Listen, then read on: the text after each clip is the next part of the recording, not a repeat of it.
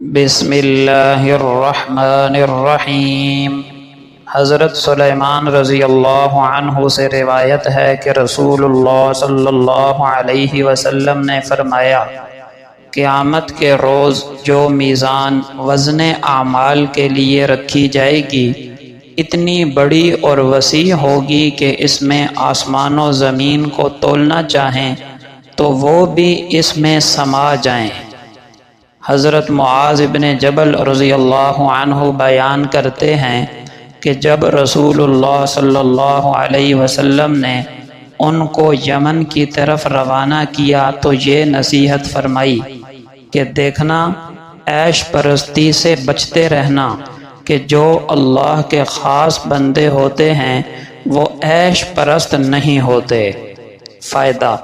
حلال مال طلب کرنا الگ بات ہے اور عیش پرستی بالکل دوسری بات ہے۔ بسا اوقات آدمی مفلس ہوتا ہے اور اس میں عیش پرستی کی عادت ہوتی ہے، اور کبھی ایسا بھی ہوتا ہے کہ آدمی مالدار ہوتا ہے مگر عیش پرست نہیں ہوتا۔ اسی طرح یہ جاننا بھی لازم ہے کہ عیش پرست نہ ہونا الگ چیز ہے اور بخیل اور کنجوس ہونا الگ چیز ہے۔ حضرت انس رضی اللہ عنہ سے روایت ہے کہ رسول اللہ صلی اللہ علیہ وسلم نے فرمایا، میری بعثت اور قیامت ان دو انگلیوں کی طرح ہے، اور آپ نے شہادت اور ساتھ والی انگلی کو ملا کر اشارہ فرمایا۔ فائدہ: یہ حدیث ختم نبوت کی بھی واضح دلیل ہے، یعنی حضرت محمد صلی اللہ علیہ وسلم کے بعد اللہ کی طرف سے کوئی اور نیا نبی پیدا ہونے والا نہیں ہے۔ حضرت ابو امامہ رضی اللہ عنہ سے روایت ہے کہ رسول اللہ صلی اللہ علیہ وسلم نے چہرہ نوچنے والی،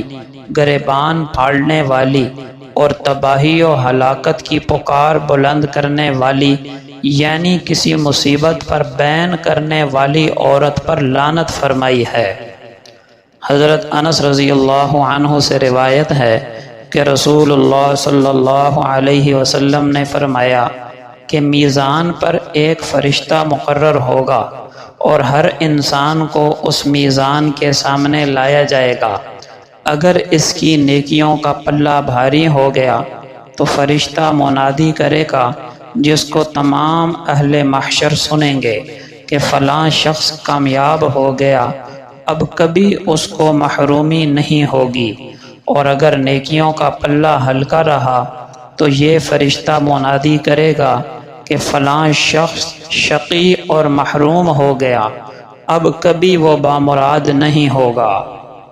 ام المؤمنین سیدہ عائشہ صدیقہ رضی اللہ عنہا فرماتی ہیں کہ میں نے رسول اللہ صلی اللہ علیہ وسلم سے دریافت کیا کہ کیا قیامت کے روز بھی آپ اپنے اہل و اولاد کو یاد رکھیں گے؟ تو فرمایا کہ قیامت میں 3 مقام تو ایسے ہوں گے کہ ان میں کوئی کسی کو یاد نہ کرے گا۔ ایک وہ وقت جب میزان عدل کے سامنے وزن اعمال کے لیے حاضر ہوں گے،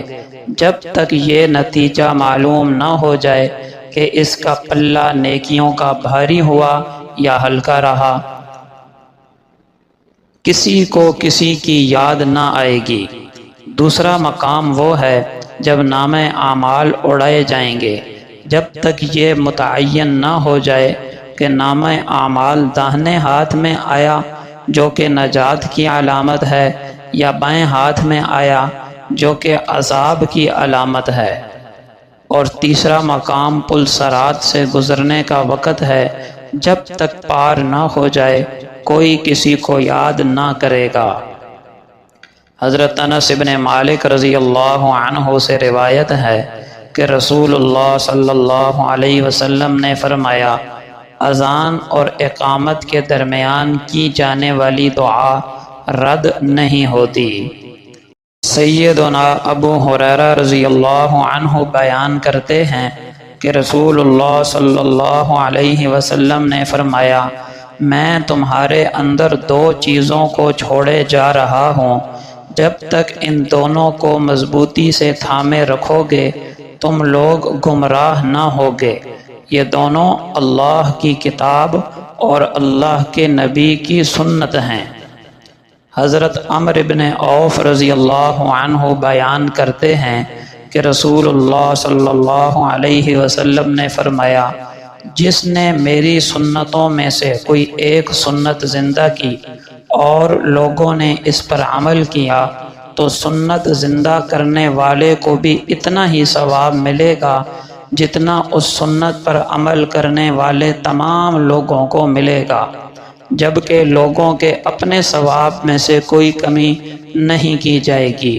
اور جس نے کوئی بدعت جاری کی اور پھر اس پر لوگوں نے عمل کیا تو بدعت جاری کرنے والے پر ان تمام لوگوں کا گناہ ہوگا جو اس بدعت پر عمل کریں گے، جبکہ بدعت پر عمل کرنے والے لوگوں کے اپنے گناہوں کی سزا میں سے کوئی چیز کم نہیں ہوگی، یعنی وہ بھی پوری سزا پائیں گے۔